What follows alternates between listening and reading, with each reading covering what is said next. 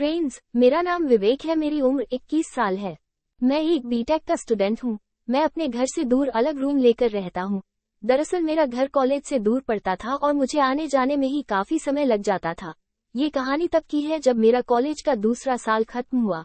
नया सेशन शुरू हुआ था। हमारी क्लास चल रही थी। हम सारे स्टूडेंट्स क्लास में मस्ती कर रहे थे। इस कारण से मुझको टीचर ने क्लास से बाहर निकाल दिया था। मैं कॉरिडोर में बैठकर अपना फोन चलाने लगा, तभी एक आंटी मेरे पास आई। उनका नाम सरिता था। वो काफी खूबसूरत जवान लग रही थी।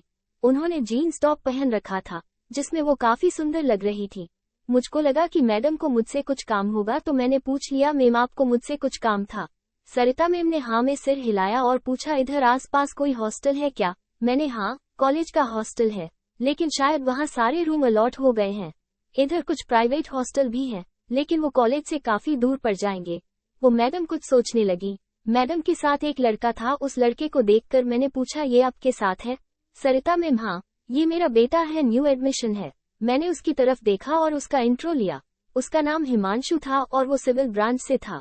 सरिता मैम, यहाँ रूम नहीं है तो हमें प्राइवेट हॉस्टल ही देखना पड़ेगा, दूर है, लेकिन अब क्या कर सकते हैं? मैंने बोला, क्यों ना ये अलग रूम लेकर रह ले, यहाँ पास में रूम मिल जाएंगे, मैं भी रूम लेकर ही रह रहा हूँ। सरिता मैम, लेकिन फिर खाना बनाना वगैरह ये सब ऐसे नहीं आता है। मैं घबराए नहीं आंटी, यहाँ मेस भी तो है, इसको खाना बनाने की कोई जरूरत नहीं है।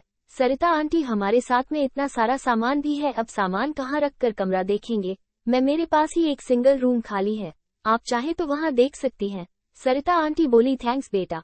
अब तक कॉलेज खत्म हो गया था। मैं उन्हें अपने साथ ले गया और उन्हें मकान मालिक से मिलवा दिया। उनकी कमरा लेने की बात पक्की हो गई। मैं खाना खाने चला गया।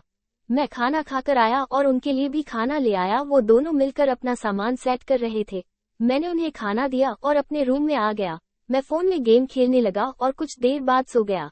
शाम के टाइम उठा और दोस्तों के साथ चाय पीने चला गया। शाम के 8 बजे के आसपास मैं रूम पर आया तो मुझे आंटी से मिलने का मन हुआ, तो मैंने उनका दरवाजे की बेल बजाई। सरिता आंटी बोली, हाँ बेटा क्या हुआ?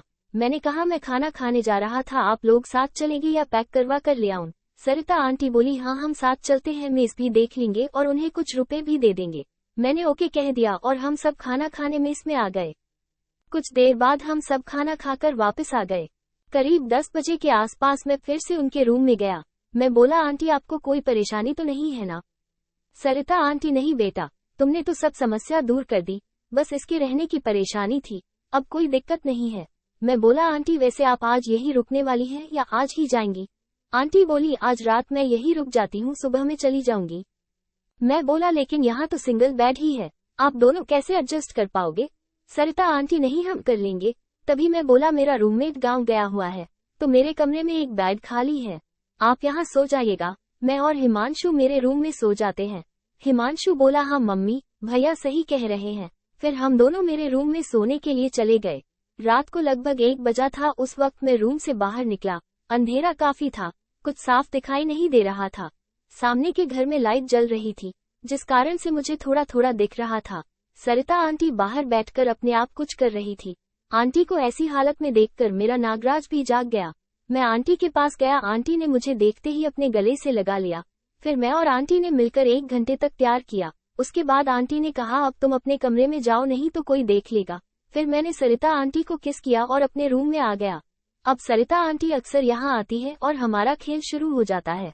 दोस्तों, वीडियो अच्छी लगी हो तो वीडियो को लाइक करके चैनल को सब्सक्राइब करें। धन्यवाद।